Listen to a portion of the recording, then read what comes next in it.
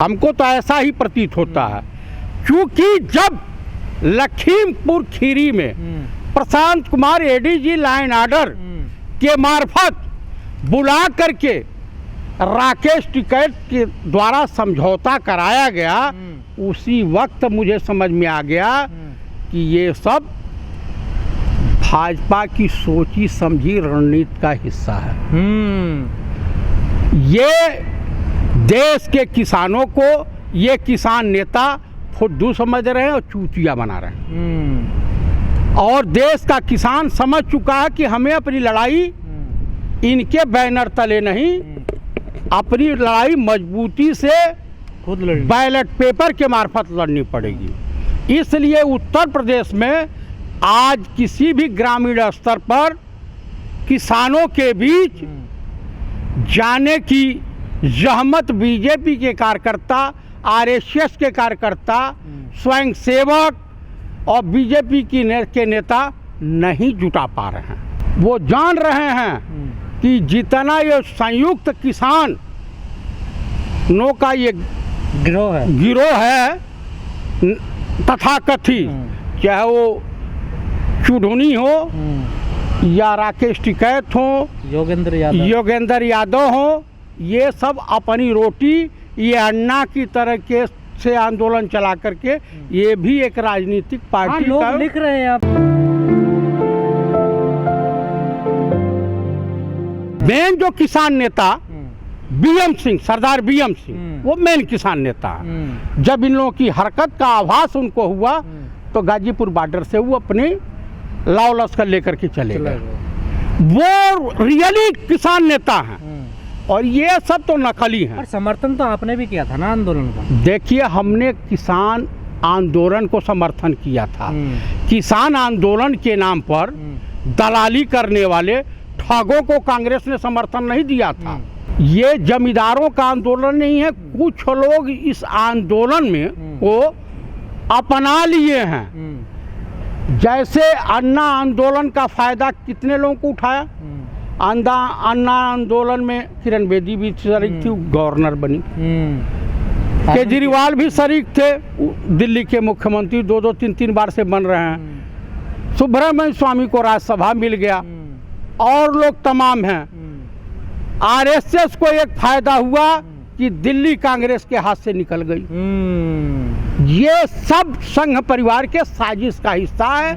और उसी तरीके से ये जो किसान आंदोलन में चाहे राकेश टिकैत हो या सिद्धू बॉर्डर के किसान हो, किसान नेता हो, या आपके टिकरी के बॉर्डर के किसान नेता हो, ये लोग सिर्फ अपनी दुकानदारी चला रहे हैं। जिस प्रकार से मठों मंदिरों में बैठ करके भगवा वस्त्र धारण करके गैर ब्राह्मण साधु संत अपनी दुकानदारी चला रहे हैं और महिलाओं का यौन शोषण कर रहे हैं। अब वो संयुक्त मोर्चा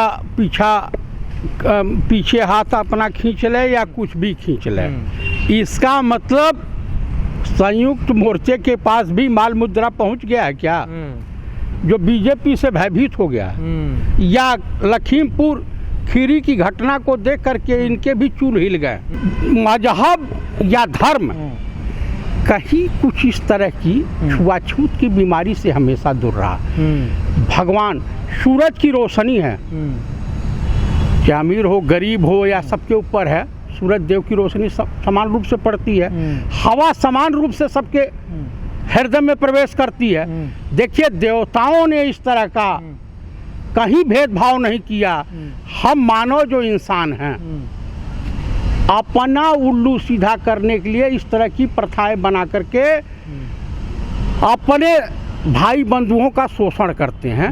इंसानियत इसको नहीं कहते हैं। सिख गुरुबानी तो प्यार सिखाती है, एक साथ बैठाना सिखाती है, लंगर दे जैसे खाने एक साथ सबको।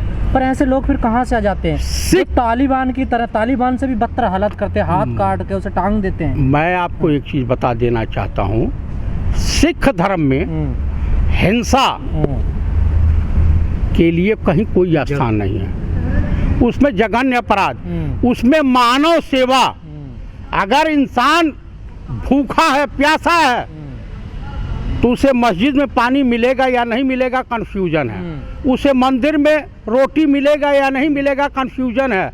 लेकिन गुरुद्वारा अगर कहीं दूर से दिखाई देता है तो वहाँ जात पात धर्म नहीं पूछा जाता, सेवा भाव से उनकी पेट की आग को बुझाया जाता है, उनकी सेवा की जाती है।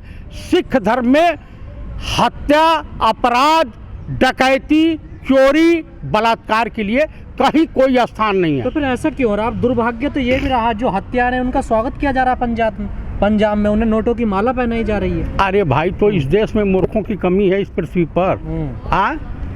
इस देश ने हिरण्यकश्यप को भी सम्मान दिया है, इस देश ने कृष्ण को भी सम्मान दिया है, इस देश ने कंस को भी सम्मान दिया है, इस देश ने जरासंध को भी सम्मान दिया है, इस देश में की जनता ने दुर्योधन जैसे चीरहरण करने वाले को भी सम्मान दिया है, इस देश की जनता ने योगी और भाजपाई नेताओं को, जो लखीमपुर खीरी में चीरहरण हुआ था, महिलाओं को भी सम्मान, महिलाओं के अपराधियों को सम्मान दिया है। आपके बुलंदशहर में जो इंस्पेक्टर की हत्या हुई, यही भाजपाई नेता सम्मान दिए, माला पहनाए। इस देश में जम्मू कश्मीर में एक छोटी सी बच्ची के साथ बलात्कार हो जाता है और उस वक्त भाजपा और महबूबा मुफ्ती सईद की बेटी की सरकार थी जम्मू कश्मीर में, उनके मंत्रियों ने उस बलात्कारी के लिए धरना प्रदर्शन किया। तो इस देश में कुछ भी संभव हो सकता है। और जितने भी राष्ट्र धर्म के आधार पर बने हैं उनका पतन हुआ है। आप अफगानिस्तान देख लीजिए तालिबान के मार्फत, आप सीरिया देख लीजिए, आप पाकिस्तान देख लीजिए, और हिंदुस्तान की दशा देख लीजिए, जो धर्म के नाम पर, हिंदुज़म के नाम पर, भगवान श्री राम के नाम पर, योगीराज कृष्ण के नाम पर सरकार चलाने वालों की दशा देख लीजिए। तो धर्म और राजनीति दो अलग पार्ट हैं, इनको आपस में नहीं मिलाया जा सकता। लेकिन किसान नेता तो लगातार कहते रहे पिछले 11 महीने, किसान मजदूरों का आंदोलन है ये। जब एक मजदूर के साथ अन्याय होता है, उसे मारा जाता है, तो किसान हाथ झाड़ लेते हैं, किसान नेता दूर हट जाते हैं, बिल्कुल उसे न्याय दिलवाने के लिए साथ खड़े नहीं होते। वो नहीं खड़े, हमारा कोई लेना देना नहीं है, वो नहीं खड़े हो सकते हैं, वो खड़े नहीं हो सकते हैं। अब किसान आंदोलन और इन तथाकथित नेताओं के बारे में जितने भी किसान हैं सब जान गए हैं, इसलिए इनसे अपनी पिंड छुड़ाने के चक्कर में पड़ गए हैं।